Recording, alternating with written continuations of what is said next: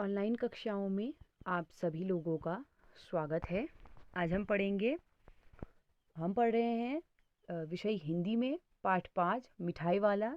तो हमने उसके 2 भाग पढ़ लिए हैं, जिसमें पहले जो है मिठाई वाला पहले जो है वो खिलौने बेचते हुए आता है, उसके बाद मुरली बेचते हुए आता है। उसी मधुर और मन भावन ढंग से वो क्या करता है, मुरलियाँ बेचता है। ठीक है, तो आज ये भाग 3 है। आज अपने मकान में बैठी आज अपने मकान में बैठी हुई रोहिणी मुरली वाली की सारी बातें सुनती रही। आज भी उसने अनुभव किया कि बच्चों के साथ इतने प्यार से बात करने वाला फेरी वाला पहले कभी नहीं आया। फिर वह सौदा भी कैसा सस्ता बेचता है, भला भला आदमी जान पड़ता है।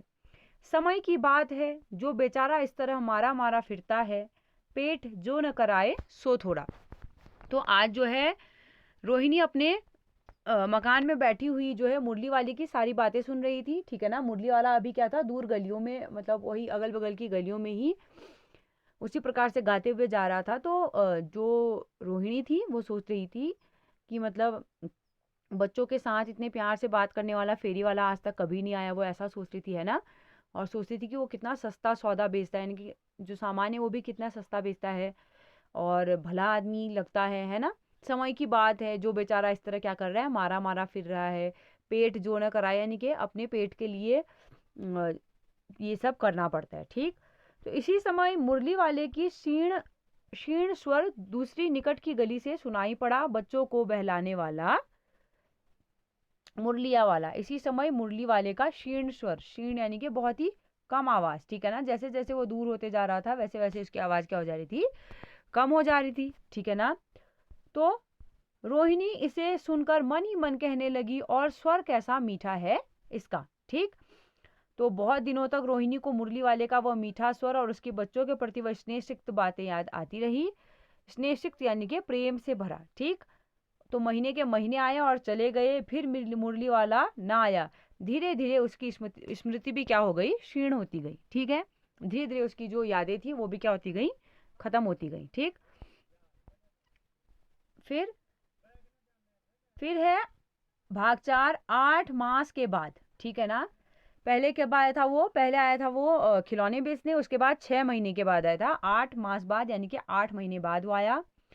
सर्दी के दिन थे, ठीक है ना, जाड़ों का दिन था, यानी कि रोहिणी स्नान करके मकान की छत पर चढ़कर आजा अनुलंबित केश राशि सुखा रही थी। ठीक है ना, तो जो ये आजा अनुलंबित है इसका मतलब है घुटने तक लंबे बाल। ठीक है ना, केश यानी के बाल। ठीक, आजा अनुलंबित यानी के घुटने तक लंबे। ठीक है ना, तो रोहिणी जो है नहा करके अपने मकान की छत पर अपने लंबे लंबे बालों को, घुटने तक लंबे बालों को सुखा रही थी। इसी समय नीचे की गली में सुनाई पड़ा बच्चों को बहलाने वाला मिठाई वाला। इसी समय क्या आवाज सुनाई दी उसे नीचे गली में, बच्चों को बहलाने वाला मिठाई वाला। ठीक है ना, तो जैसा कि आप लोग को यहाँ पर दिख रहा होगा, ये है वो व्यक्ति मिठाई वाला। ठीक है ना, ये है रोहिणी और ये उसके दोनों बच्चे चुन्नू और मुन्नू, और ये रोहिणी की दादी। ठीक है, तो जैसे ही रोहिणी ने बच्चों को बहलाने वाला मिठाई वाला स्वर सुना, तो मिठाई वाले का स्वर उसके लिए क्या था, परिचित था। झट से रोहिणी नीचे उतर आई। ठीक है ना, अपनी मकान से छत से नीचे आ गई। उस समय उसके पति मकान में नहीं थे, यानी कि उस समय उसके पति घर पे नहीं थे। हाँ, उनकी वृद्धा दादी थी। ठीक है ना, यानी कि बूढ़ी दादी। रोहिणी जो है उनके निकट आकर बोली, दादी चुन्नू मुन्नू के लिए मिठाई लेनी है, जरा कमरे में चलकर ठहराओ। मैं उधर कैसे आऊं, कोई आता ना हो, जरा हटकर मैं भी चीख की ओट में बैठी रहूंगी। ठीक है ना, तो रोहिणी कहती है कि दादी आप क्या करो, जल्दी से चुन्नू मुन्नू के लिए मिठाई लेनी है, आप जो है मिठाई वाले को कहाँ बिठाओ, कमरे में जाकर वहां पर ठहराओ। ठीक है ना, मैं उधर कैसे आऊं, कोई आता होगा। ठीक, तो मैं जरा हटकर क्या हो जाऊंगी, चीख की ओट में बैठे रहूंगी। ठीक है ना, तो जो एक घूंघट प्रथा जिसे हम कहेंगे, ठीक है ना, राजस्थान वगैरह में आप लोगों ने टीवी वगैरह में देखा होगा या पढ़ा होगा कहीं पर कि घूंघट प्रथा होती है। ठीक है ना, तो यहाँ पर जो ये चीख शब्द है, ठीक है, तो इस चीख का अर्थ है, ये चीख आप लोगों को ये दिख रहा होगा, ये रोहिणी जो है उस चीख के ओट में, यानी कि उस चीख के पीछे जो है छुपी हुई है, वहीं से वो बात कर रही है। ठीक है ना, तो कहीं की प्रथा है जहां पर दूसरे लोगों के सामने चेहरा नहीं दिखाया जाता है। ठीक है ना, तो रोहिणी जल्दी से नीचे आ जाती है और कहती है कि दादी आप क्या करो, जल्दी से उसे कमरे में बिठा लो, ठीक है ना, कोई आता होगा तो मैं ज़रा हटकर क्या हो जाऊंगी, चीख की ओट में बैठी रहूंगी, ठीक। दादी उठकर कमरे में आकर बोली, ए मिठाई वाले इधर आना। तो दादी उठी और कमरे में आकर उन्होंने कहा कि ए मिठाई वाले ज़रा इधर आ, ठीक है ना। मिठाई वाला निकट आ गया, यानी कि मिठाई वाला पास आया और बोला, मिठाई कितनी मिठाई दूँ माँ, यानी कि माँ मैं आपको कितनी मिठाई दूँ। ये नए तरह की मिठाइयाँ हैं, रंग बिरंगी, कुछ खट्टी कुछ कुछ मीठी, जायकेदार, बड़ी देर तक मुंह में टिकती है, ठीक है ना, जल्दी नहीं घुलती। बच्चे बड़े चाव से चूसते हैं। इन गुणों के सिवा इन गुणों के सिवा ये खांसी भी दूर करती है। कितनी दूं? चपटी गोल पहलदार गोलियां हैं, पैसे की 16 देता हूँ, ठीक है ना।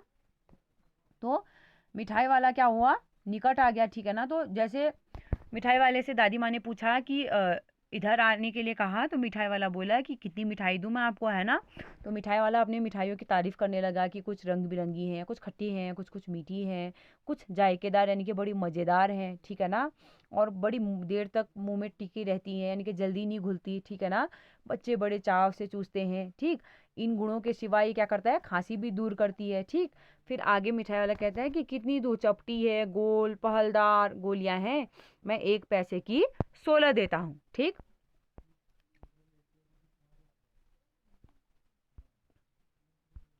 तो आगे दादी बोली, 16 तो बहुत कम होती है, भला 25 तो देते। तो दादी क्या बोली, जैसे हम लोग दुकानदार से कहते हैं कोई चीज़ देते तो हम कहते हैं कि नहीं इतने का तो बहुत कम आप कर रहे हो, जैसे हम बोलते हैं कि एक कुछ इतने रुपये का जो है आप थोड़ा बढ़ा के हमें दे दो, ठीक है ना। तो इसी प्रकार दादी भी जो है मिठाई वाले से मोल भाव कर रही थी, ठीक है। तो मिठाई वाला बोलता है, नहीं दादी अधिक नहीं दे सकता, इतना भी देता हूँ, यह अब मैं तुम्हें क्या खैर में अधिक न दे सकूंगा, ठीक है ना। तो मिठाई वाला वाला बोलता है कि दादी मैं तो इतना भी दे रहा हूँ, लेकिन मैं ज़्यादा नहीं दे सकता, ठीक। रोहिणी दादी के पास ही थी, बोली, दादी फिर भी काफ़ी सस्ता दे रहा है, 4 पैसे की ले लो, यह पैसे रहे, ठीक है ना। तो मिठाई वाला मिठाइयाँ गिनने लगा, ठीक।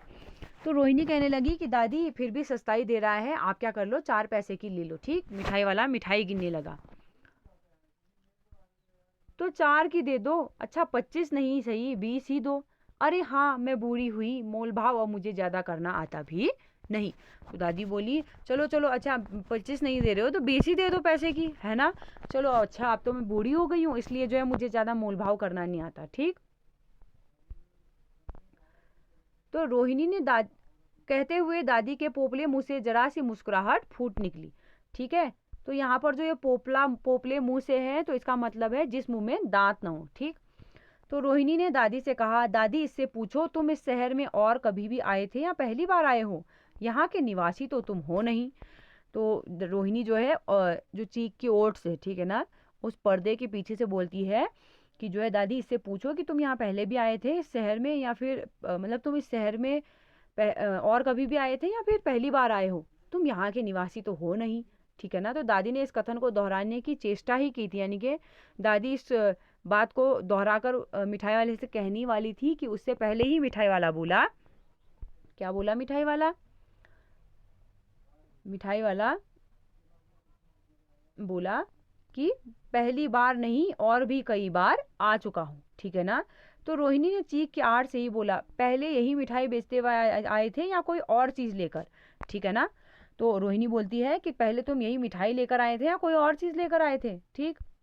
तो मिठाई वाला हर्ष हर्ष संशय विस्मयादि भावों में डूबकर बोला, हर्ष यानी के खुशी से, ठीक है ना।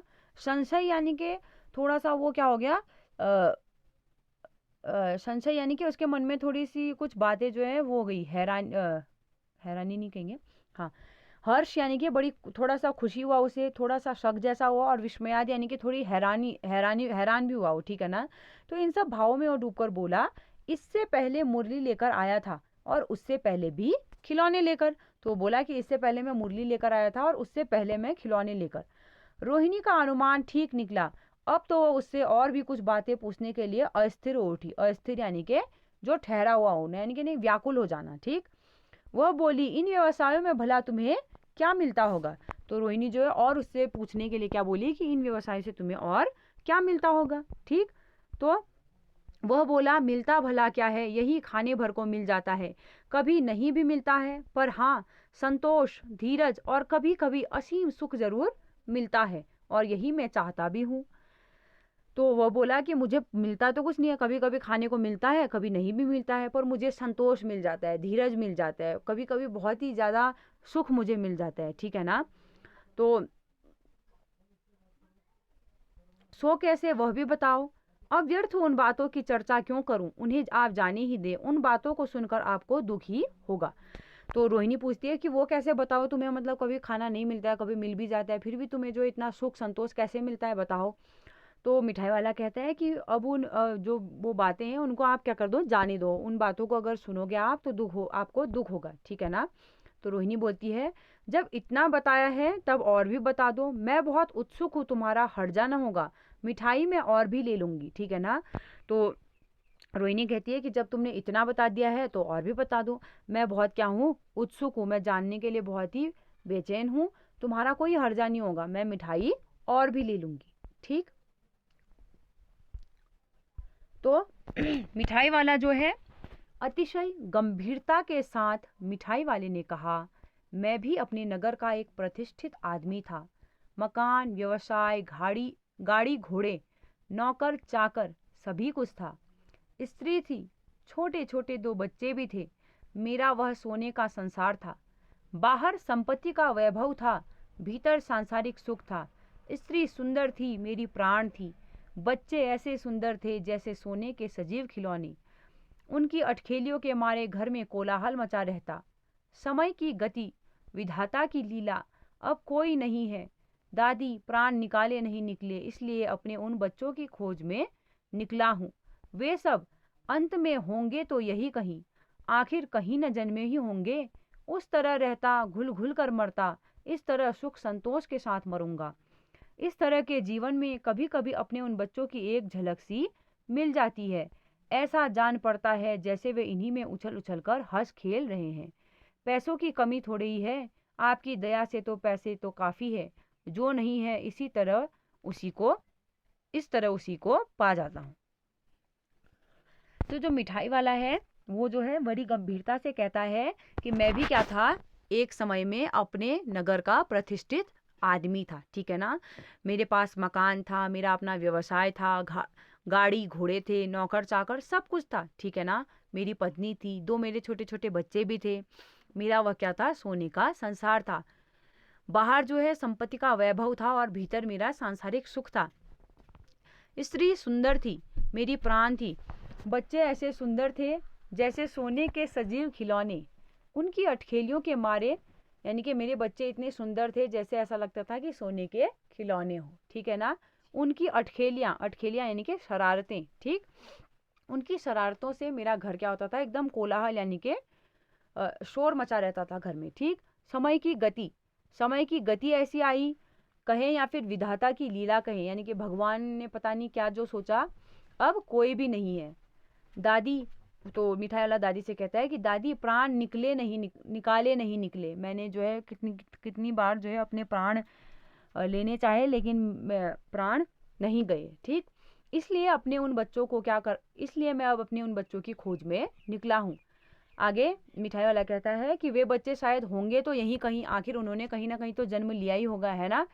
अगर मैं उस तरह रहता तो घुल घुल कर मर जाता, इस तरह क्या करता हूँ, संतोष के साथ मैं मरूंगा। इस तरह के जीवन में कभी कभी अपने उन बच्चों की एक झलक सी मुझे मिल जाती है, ऐसा जान पड़ता है जैसे वे इन्हीं में क्या कर रहे हैं, उछल खेल रहे हैं, है ना। तो आगे मिठाई वाला कहता है कि मेरे पास पैसों की कमी थोड़ी ही है, आपकी दया से पैसे तो काफ़ी हैं, जो नहीं है वो इस तरह पा जाता हूँ, ठीक है। तो मिठाई वाले के जो है उसके पास भी सब कुछ था, ठीक है ना, लेकिन विधाता की लीला कहे या समय की ऐसी गति चली कि उसका सारा संसार क्या हो गया, लूट गया, ठीक है ना। उनकी पत्नी, उनके बच्चे, पता नहीं अचानक से उनकी मृत्यु हो गई, ठीक है ना, कुछ ऐसा उनके साथ हो गया। तो जो है वो मिठाई वाला जो है अकेला अकेला रहता तो घुट घुट कर मर जाता। तो इसलिए उन्होंने अपने बच्चों की छवि देखने के लिए और बच्चों में छवि देखने के लिए इस प्रकार से कभी खिलौने, कभी मिठाई, कभी मुरली, कभी अलग अलग चीज़ें वो बेचकर उन बच्चों में अपने बच्चों की छवि देखते हैं, ठीक है। रोहिणी ने अब मिठाई वाले की ओर देखा। उसकी आंखें आंसुओं से तर हैं। उसने देखा कि मिठाई वाला क्या कर रहा है, रो रहा है। उसकी आंखों में आंसू आ गए। इसी समय चुन्नू मुन्नू आ गए। रोहिणी से लिपट कर उसका आंचल पकड़ कर बोले, अम्मा मिठाई। ठीक है ना। इसी समय चुन्नू मुन्नू भी आ गए और जल्दी से अपनी माँ से लिपट कर अपनी माँ का आंचल पकड़कर कहा कि अम्मा क्या कर दो, हमें भी मिठाई ला दो। ठीक, तो मुझसे लो, यह कहकर तत्काल कागज की 2 पुड़िया मिठाइयों से भरी मिठाई वाले ने चुन्नू मुन्नू को दे दी। ठीक है ना। रोहिणी ने भीतर से पैसे फेंक दिए। ठीक, मिठाई वाले ने पेटी उठाई और कहा, अब इस बार ये पैसे न लूंगा। दादी बोली, अरे अरे नन्ना, अपने पैसे लिए जा भाई। तब तक आगे फिर सुनाई पड़ा उसी प्रकार मादक मृदुल स्वर में बच्चों को बहलाने वाला मिठाई वाला। ठीक है, तो उसके बाद क्या हुआ, तत्काल जो है उसने फटाफट से कागज की 2 पुड़िया मिठाइयों से भरी हुई चुन्नू मुन्नू को दे दी। रोहिणी ने जैसे ही पैसे फेंके तो मिठाई वाले ने पेटी उठाई और कहा कि अब इस बार मैं ये पैसे नहीं लूंगा। तो दादी बोली कि अरे अरे नहीं नहीं नहीं, अपने पैसे लिए जा भाई। ठीक है, तो तब तक क्या हो गया था, आगे आगे फिर सुनाई पड़ा। तब तक मिठाई वाला वहां से चला गया था और उसी प्रकार मादक यानी कि उसी प्रकार मन भावन मृदुल यानी कि मधुर स्वर में फिर से सुनाई दिया, बच्चों को बहलाने वाला मिठाई वाला। ठीक है, तो इसके लेखक हैं भगवती प्रसाद वाजपेयी जी। ठीक है, आशा करती हूँ आप लोगों को ये पाठ अच्छे से समझ में आया होगा।